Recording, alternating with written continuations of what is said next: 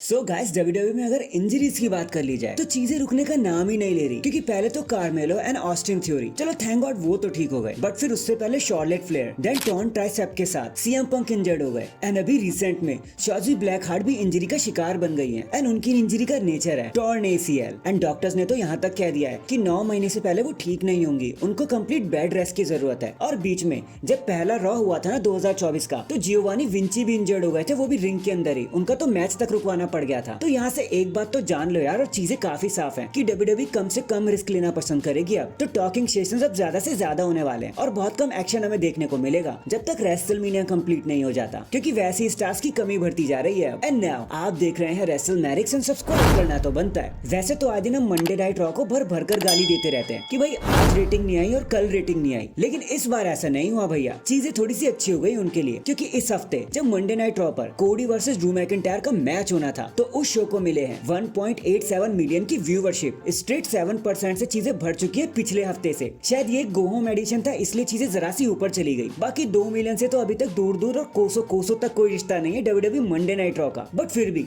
बहुत अच्छे Monday night raw. इस बार तो आपने सच में जैकपॉट हिट कर दिया। इसके बाद अभी कुछ घंटों पहले WWE ने एक वीडियो को अपलोड किया अपने एक्स अकाउंट पर, जहां पर हमें द रॉक देखने को मिले। उन्होंने कहा कि आपको क्या लगता है कि क्या होगा, और मैं जानता हूँ आप सब क्या सोच रहे हो कि the rock Australia elimination chamber में आएगा या नहीं। तो सुन लो यार, मैं साफ साफ बता रहा हूँ, मैं वहाँ नहीं आऊंगा, क्योंकि मुझे वहाँ आना ही नहीं है, मैं आना ही नहीं चाहता। लेकिन हाँ, कोडी और उसकी गर्लफ्रेंड सेथ रॉलिंस वहाँ पर जरूर होंगे, उनकी बात जरूर सुनना तुम। और अगर उन्होंने कुछ भी कहा द रॉक के बारे में, मेरे बारे में, तो भाई याद रखना, मुझे बताना जरूर। मैं इन दोनों को एक एक करके चांटे लगाऊंगा और दोनों को ठीक कर दूंगा। और ऑस्ट्रेलिया अब रेडी हो जाओ, क्योंकि WWE वहाँ पर आने वाली है। So if you smell what the Rock is cooking, वैसे तो एक बात माननी पड़ेगी, when it's come to mic and cutting promos, nobody is better than the Rock. वो जो बातें बोलते हैं ना भैया, वो यहाँ तो लोगों को ट्रोल ही कर देते हैं, लोगों को खत्म ही कर देते हैं, बोलने का मौका ही नहीं देते। और यहाँ भी उन्होंने कुछ ऐसा ही किया। नेक्स्ट एलिमिनेशन चेंबर के एक दिन पहले वाला स्मैकडाउन, वहाँ पे बहुत मस्त मस्त तैयारी ठोक रखी है WWE ने। ये शो सॉल्ट लेक एरिना उटा से होगा, जहाँ ब्रॉन ब्रेकर अपना स्मैकडाउन का डेब्यूट करते हुए नजर आएंगे। द स्ट्रीट प्रॉफिट्स फेस करेंगे अकाम और रेजार को। Dominik Mysterio and JD McDonagh